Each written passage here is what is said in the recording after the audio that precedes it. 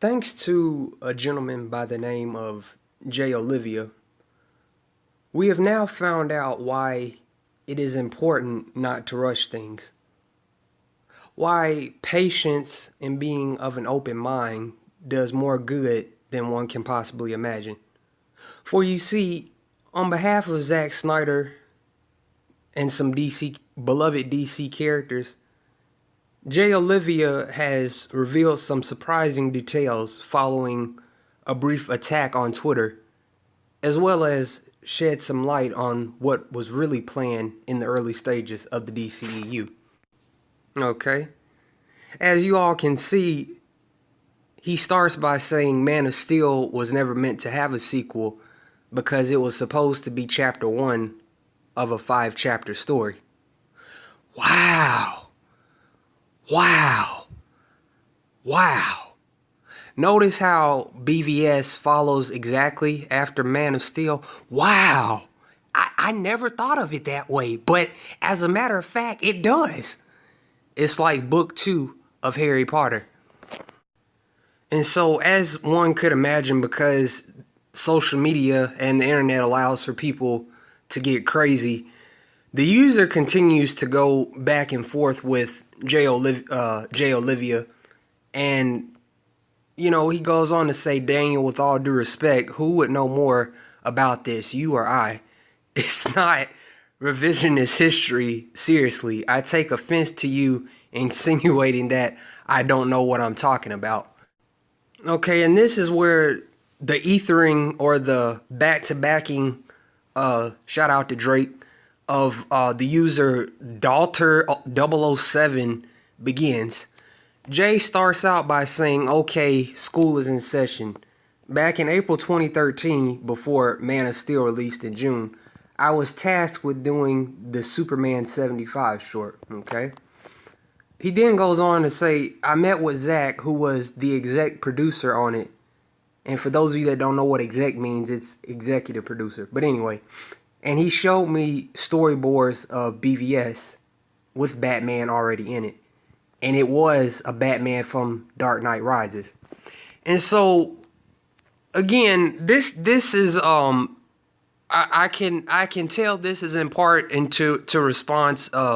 This is in part a response to those who, seemingly say, ooh, Batman doesn't kill. Oh, why is Batman killing in this movie? Oh, Batman's never killed before, And, just today, I'm not going to say the user's name, but just today, there was a user that admitted, well, Batman's killed in, Keaton's Batman killed and Bale's Batman killed, but in this movie, see right there, and he goes on to say, in this movie, it's a lot worse because Affleck's doing it. No, see right there, you're not making any sense.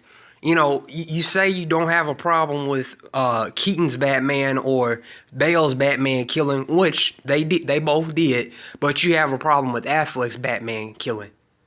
Get the fuck out of here.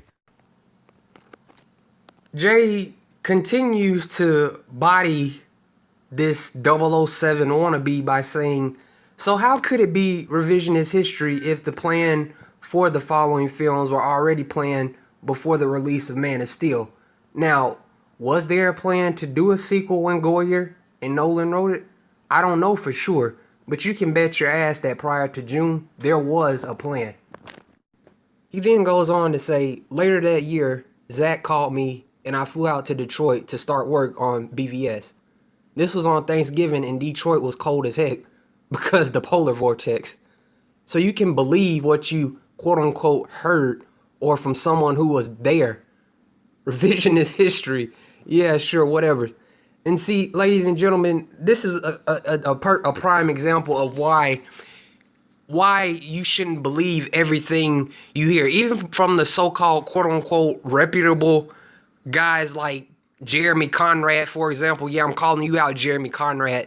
Guys like that and people that say they have all the inside sources.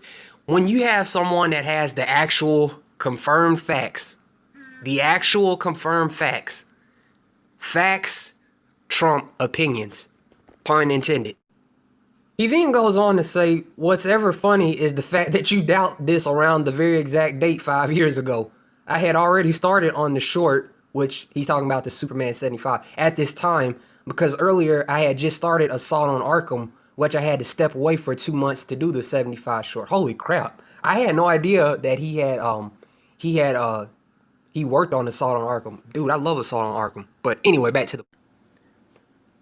And you would think that after brother Jay Olivia had unleashed this perfectly worded and perfectly structured series of facts, you'd think that the attacks from the enemies and the butthurt individuals would stop. But unfortunately, that was not the case, because you see, once you have forced the enemy to wave the white flag, sometimes an enemy will have allies to come in and start fucking with you. So another user by the name of Roger decides to throw his 2 cents in, and Jay begins to unleash more facts by throwing 25 cents in. And he starts by saying, "Hi, Roger. BVS's Batman isn't exactly the same, exactly in all caps, the same as Miller's Batman. It's just inspired by it." Let me stop right there. I'm glad he said that, because, you know, this goes back to the individuals that say, well, I don't like the fact that this Ben Affleck's Batman kills in this movie, or I don't like the fact that this Batman is so old, or I don't like the fact that Affleck is playing Batman, and you know, it goes back to what I said. You know, there was a user, I'm not going to say his name because he doesn't deserve the attention. It just goes to show how big of a hypocrite he is. He said, well, I was fine with Keaton's Batman and Bale's Batman killing. Yes, I know they did that, but with Affleck's Batman, it just feels worse. But how can you be fine with their Batmans doing it and Ben Affleck's Batman doing it? And you're not fine with Ben Affleck's Batman doing it. And so, anyway, he then goes on to say, no one said this was a continuation of Dark Knight Returns. It's like an Elseworlds. Ooh. Let me stop right there and repeat that again. It's like an Elseworlds version where some events are mirrored. Kind of like the Marvel films compared to their comic book counterpart. Let me repeat that one more time. It's like an Elseworlds version where some events, keyword being some events, are mirrored, kind of like the Marvel films compared to their comic book counterpart.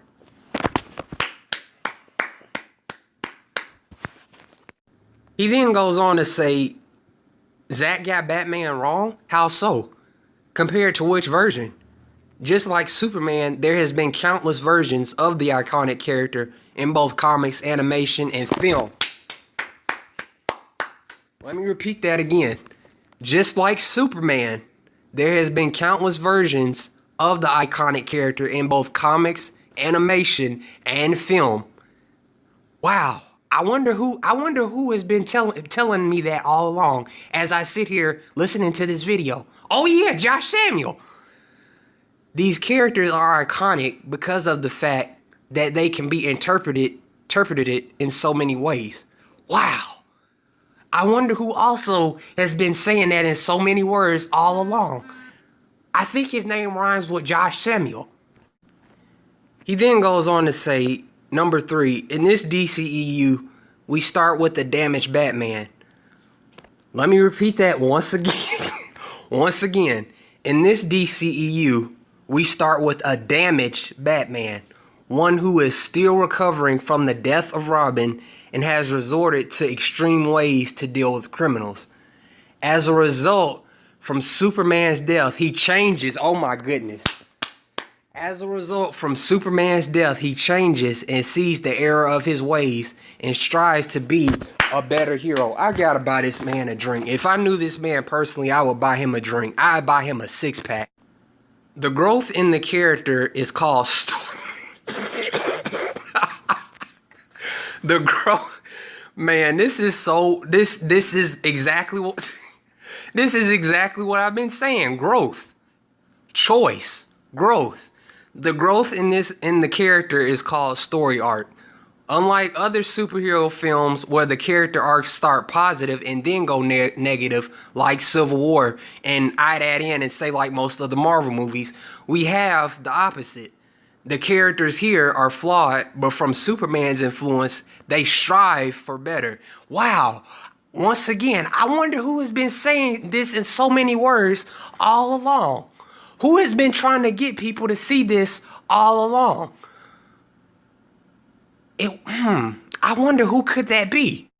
And this is where he really should.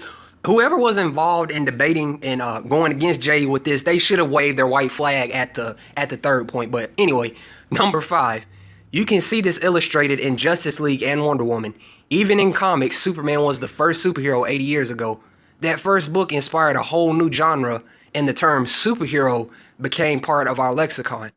And something else that Brother Jay did that I extremely appreciate is that he posted a link that not only backs what he is saying, but also goes to show that he isn't the only one that, feels the way that he does.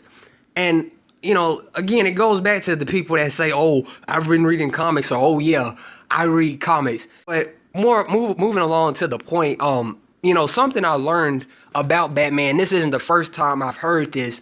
I actually learned this point a few years back, and I just have never really brought it back up. Batman actually started out killing. And, that's something that I think a lot of these so-called experts and internet gangsters don't realize.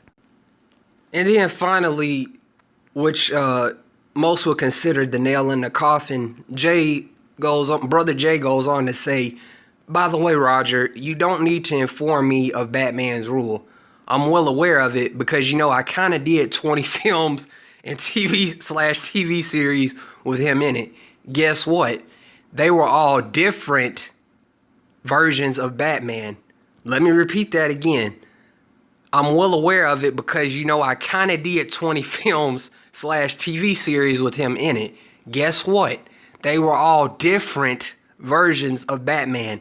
Hope this helps you understand why your statement about Zack's Batman is wrong. Jay Olivia, if by chance you're watching this, I will personally buy you a 6-pack or a drink of your choice, man. I really will. And so once he's figured out that he's lost, this user 007 user goes on to say, I decided engaging with radical DC zealots is scary and dangerous. Hope they enjoy all the news about Infinity War opening weekend record. And be forewarned, I'm gonna be doing a video, and it's gonna be pretty. It's not gonna be a pretty one, but it's gonna be touching on this what you see before you, and it's not gonna be pretty. I may have to drink some water to cool myself down periodically throughout the video. But once the user figured out he lost the argument and figured out going against Jay Olivia was a bad idea, bad move, in the words of Optimus Prime, he goes on to call DC fans, classify all of them as radical zealots, and says he's this hope all the news about Infinity War, hope they enjoy all the news about Infinity War opening weekend record. I mean, that's another common misconception. I'm a fan of both the DCU and the MCU. Now, personally, I am excited to see the DCEU go forward because, number one, they're still early in the game, and number two, I want to see what they have to offer, and they have a lot of exciting characters like Deathstroke and like Black Adam, like Shazam, like Green Lantern Corps, so on and so forth. But that doesn't mean that I'm not excited to see Avengers Infinity War. That doesn't mean I'm not excited to see Thanos in Avengers. That doesn't mean I'm not excited to see the sequel to Black Panther or see Spider-Man Homecoming 2. And, you know, regardless of if Jay Olivia is watching this or not, I want to thank him for not only elaborating upon elaborating on what Man of Steel, was supposed to be the start of, but also explaining to individuals who think that characters and story arcs are supposed to be this way, and thinking they thinking that they somehow know more than the people creating these films and TV shows and comics. I want to thank him for putting his knowledge out there like that in a classy way and in a very well structured manner. And to close this video, ladies and gentlemen, get ready.